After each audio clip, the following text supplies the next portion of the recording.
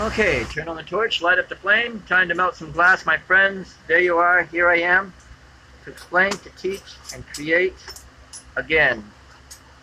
Well, it's in the middle of June, and yes, you're hearing my fans blowing really loud, and you can also see that it's a little darker. I've got a lens, a didymium lens with a shade 3. I'm going to try it to see if you guys can see a little bit better into the flame. Yay! And I'm sorry about the wind noise. Oops, you know what? I turned these suckers off a minute ago. That one should do the trick, just the one, and it'll start kicking in. Anyway, yep, that's my flame for the day. Now you can really see into it and see what's going on. Let's see what we can do, what damage. On Facebook, there's been a challenge on the beginners page for glass blowing, and I said, and the challenge this month is the sea. And since I live here in Morehead City, which is near the sea, well, I'm actually not in Morehead, but anyway, I figured why not see what I could see to do what I have to do. First of all, now I'm looking at the flame to see how it comes through on this, and it's looking really good that you can see exactly what's going on inside the flame. That is fantastic. I like it. A little darker around the edges, but you know, when it comes time to do the pictures, we can do that. What I plan on doing is a mermaid, and I am going to use simple methods to do this mermaid. One, I'm going to try to use a single flame, and two, I'm going to try to kiss. Keep it simple. K-I-S-S. K-I-S. Keep it simple. Okay? I hope this will work for you guys as well as it works for me. Okay, I'm going to go ahead and this color blue that I've got right now in there, I'm going to be using for the upper body. And I am going to use, let's see, oh, I got some green exotic here. Encased, of course, but that should be a nice color for the lower part of the body.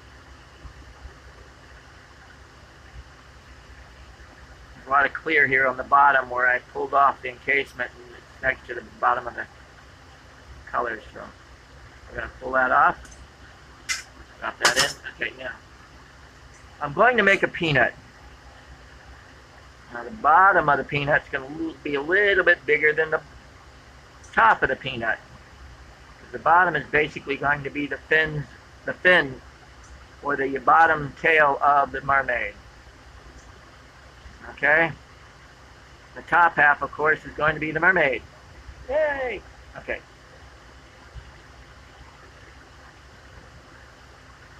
Basic double bump, but this I'm going to extend right here and then curve it off to one side.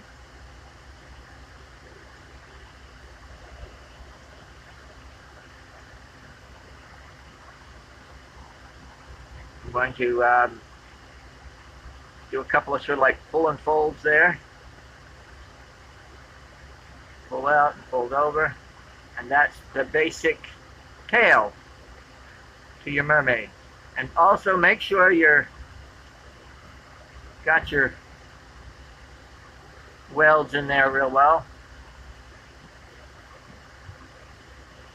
And the bottom part of the mermaid is done. Top part's gonna be a little harder. Of course, we gotta put some anatomy on there. Arms, legs, no, not legs, but arms and head. And anyway, again, the upper part of that peanut, all I'm going to do is just pull it. I'm going to thin it out just a little bit more, just a little. But you saw the basic peanut shape, and then you can change that shape to whatever you want it to be.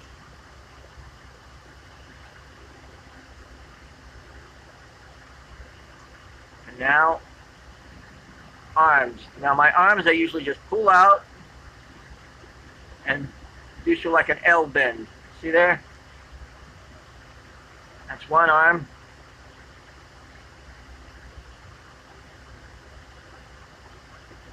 And the other arm coming up.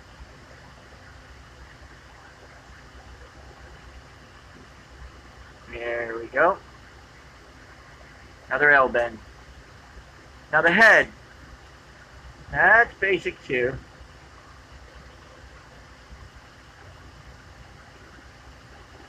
I connect a nice stem like so. Now what I'm going to do is just let it round into itself. Spinning, spinning, making sure gravity doesn't slump to one side or the other. And there you got your basic head. Now sometimes I do add a couple of bumpy bits in the front for mermaids and stuff, but for this particular lesson I am going to leave the bumpy bits out. What I am going to do is, yeah, I'll use this hair for the hair. I'm going to stretch it out. I'm going to make this into a quick cane, not a cane, a stringer, excuse me, for the hair.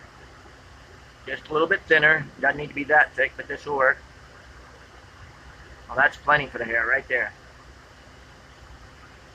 Okay? I hope you're seeing this and hearing it. Okay, we'll find out before I actually put it up on those. Now all I'm doing is just sort of lining it on there. I'm heating up the stringer and adding it to the head like so.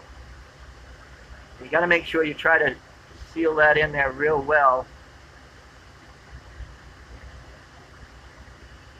Now sometimes I do a couple of fold and pulls.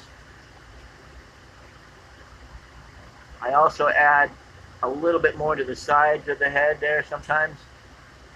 You select some wave locks on the side.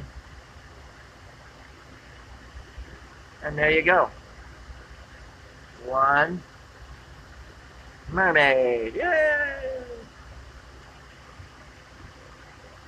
Now I'm going to add a veil on the top of this. And yes, I am using borosilicate. It is a little bit more forgiving at times. I'm going to do the bail from front to back, and the way I do the bail is, again, I attach, I pull out, I create sort of like a little question mark, like so, and then I heat up in the middle of that question mark and let it sort of slump down back into and seal itself. There you go. Gravity works for you if you want it to. Don't fight the glass will always win is another one of my little statements. And it's true. If you try to force it to do something, it's going to not get there. But if you let it flow, you can get it to do just about anything you want it to. Jump off the page and kiss somebody if you wanted to. Anyway, with that, we have one complete mermaid pendant. Fire polish where I had the cold weld there. Boro is a little bit more forgiving, so you don't have to worry about it stretching out and cracking. Now I'm also going to change there we go, just a little bit there. It was a little bit too far forward. And there you got. Oh, let's see if I can pull that off real quick. And it's not going to work. Hold it. I got a better idea. Here we go. It'll be a little jumbly, but it'll get the job done. There we are. Such a pretty mermaid. Thank you. As always, carpe vitro. And enjoy your